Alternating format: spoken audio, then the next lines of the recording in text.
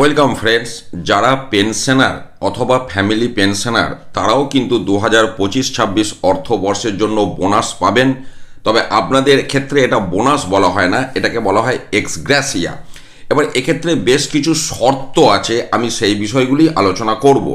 প্রথমত বলা হচ্ছে যে 30শে সেপ্টেম্বর 2025-এর মধ্যে রিটায়ার করতে হবে। রিটায়ার প্রায়র টু 30শে সেপ্টেম্বর 2025, এটা একটা ঘটনা গেল।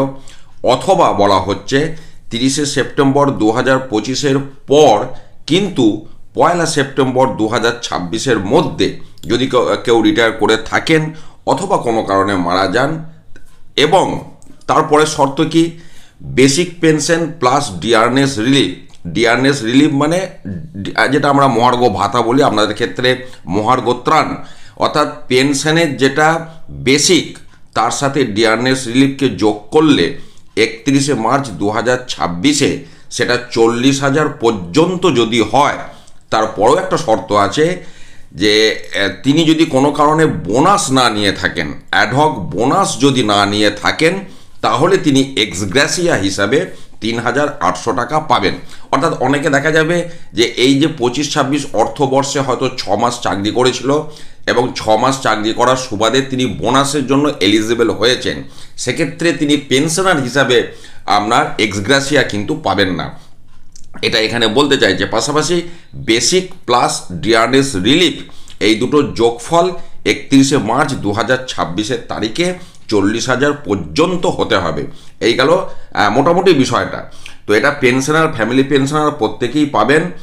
আচ্ছা, কারা পাবেন না সেটা বলে দিই, তাহলে বুঝতে সুবিধা হবে।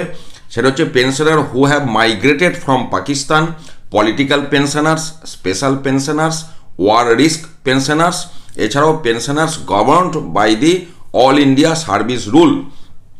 আচ্ছা, এবারে আর একটা বিষয় আছে কারা পাবেন না, সেটা হচ্ছে যদি রিটায়ারমেন্টের পর কেউ আবার কাজে নিযুক্ত হয়, সেটা by the state government and those who are employed re-employed under any public undertakings statutory body under the government and are in receipt of bonus or ex gratia payment in lieu thereof during the current financial ইয়ার।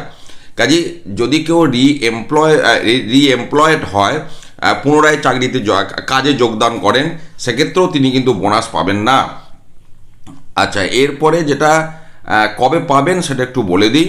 সেটা হচ্ছে মুসলিম pensioner এবং family পেনশনারদের ক্ষেত্রে ঈদুল ফিতরের আগে বোনাসটা distribute করে দেওয়ার কথা বলা হচ্ছে। পাশাপাশি অন্যান্য সম্প্রদায়ের যারা পেনশনার এবং ফ্যামিলি পেনশনার রয়েছেন, তাদের ক্ষেত্রে এই এক্স গ্র্যাসিয়াটা আপনার 28শে সেপ্টেম্বর 2026 থেকে 1লা অক্টোবর 2026-এর মধ্যে দিয়ে দেওয়ার কথা বলা হচ্ছে। অতএব কালকে আপনারা অনেকেই প্রশ্ন করছিলেন বোনাসটা দেওয়ার পর। আপনাদের ক্ষেত্রে আমি বারবার বলছি, বোনাসটা হচ্ছে এক্স গ্র্যাসিয়া। তো আমি সেই বিষয়টা কালকে বলেছিলাম যে আগামীকাল আমি অবশ্যই একটা ভিডিও নিয়ে আসব। তো যারা পেনশনার এবং ফ্যামিলি পেনশনার তাদের জন্য যে এক্স গ্র্যাসিয়া, সেটা এই হচ্ছে শর্ত, এই শর্তের ভিত্তিতে আপনারা পাবেন। ধন্যবাদ।